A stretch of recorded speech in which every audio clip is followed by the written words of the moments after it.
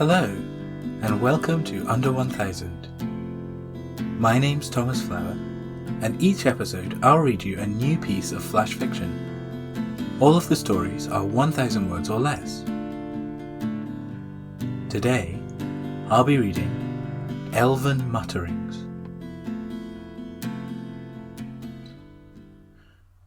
They say that the king will return to us soon. And what of it?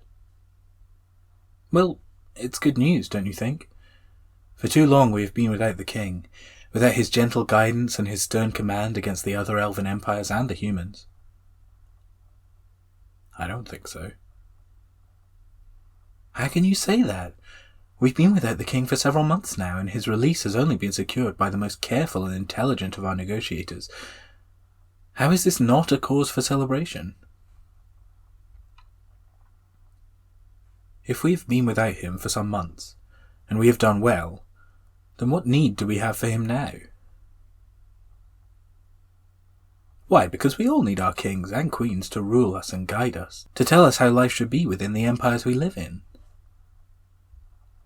Why? Is it not enough to be able to govern ourselves? To live by our own rules, to make our own decisions and be at peace with that? I hardly think that one of us, commoners that we are, is able to make decisions at the level of a king. He has the time, the wisdom and the expertise to craft cunning strategies to vanquish our foes and bring glory to all in the empire. Surely you're not saying that a lowly farmer could do that job just as well? I don't see that we, collectively, could do the job of deciding what ought to happen any worse than the king. How can you say that? The king has always made the best decisions for his people. Oh, is that so? When he sends us to war on a whim, making a game out of conquering foes that mean nothing to us, is that in our best interests? Well, I hardly think that when he creates these foes, out of pettiness at some upset or slight over disagreements and differences held at royal banquets that none of us will ever in our lives be able to attend, how does that benefit us? Well, of course And when blood is shed and good elves buried, all in the name of scoring points against some other empire, how can you say that we have gained anything from that except sorrow and loss?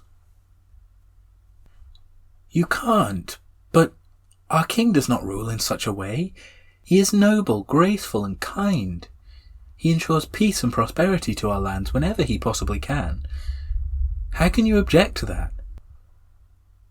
Because I was not born to be ruled by another. Even if he only wants the best for you? Even then, while he grows full of our toil in the fields, and while we are unable to shape the destiny of the land we help build, then our empire can never truly be of or by us. But you are an elf, are you not? This is how we have always structured things. There has always been a king or queen, and we are born to serve them. It's the natural order of things. And who taught you that? The very society which created this system in the first place.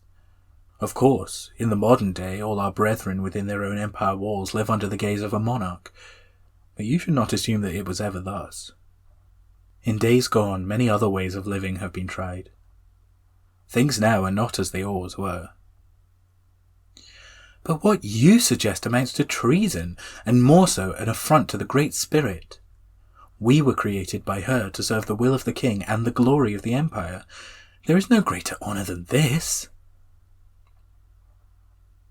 And what has such an honour earned us? Scraps of the food that we ourselves produce, and the right to be conscripted and sent to die over petty squabbling at a moment's notice. There is a better life than this, my friend. I can feel it. Well, what would you propose? How would you have us live? Shaping our own destiny, by the will of all elf-kind living within our borders. No rulers, only ourselves and the power of those who toil for a better life. And how would you see us arrive there? Such a way of life is surely unthinkable to most. I think you doubt the imagination of your countryfolk too harshly. Living without the king has allowed us to picture all sorts of different worlds, societies, ways of being. To what end? I know not exactly, but I have heard mutterings, quiet and careful, but there nonetheless. Mutterings of what? Of an uprising, of a wave cascading over the land and bringing change to the order of things, of a king returned to us, but rejected by his subjects, stripped down to a commoner to live amongst the rest of us, of a country now able for the first time to be not dictated to by one born of sheer luck, but rather built for all by willing participants engaging as they may with their future. For mutterings they sound awfully grand. They are.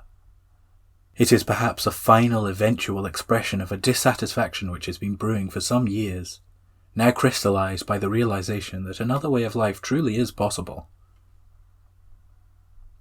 And will you join them, if such a day comes? I think I will. I need so desperately to believe that we can be something other than simply subjects, forced to smile merrily as we are ordered around and sent to our deaths.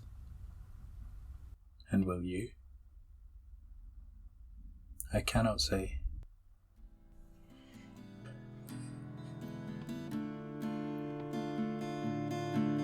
Thank you for listening to Under 1000. I'm your host, Thomas Flower. To follow the show online, look for Under 1000 Pod on Twitter or Facebook. If you'd like to support the show on Patreon, go to patreon.com/under1000pod, where you can sign up to read each month's stories in advance, as well as to have a thank you be read during these credits. The theme music is an instrumental version of In Between Days by Nick Tate and the Sharks. To hear the full song and more from the same EP, go to Nick Tate, NICTATE, and thesharks.bandcamp.com, or search for them on your favourite streaming platform. I hope you enjoyed this episode, and that you'll join me again next time for some more super short fiction.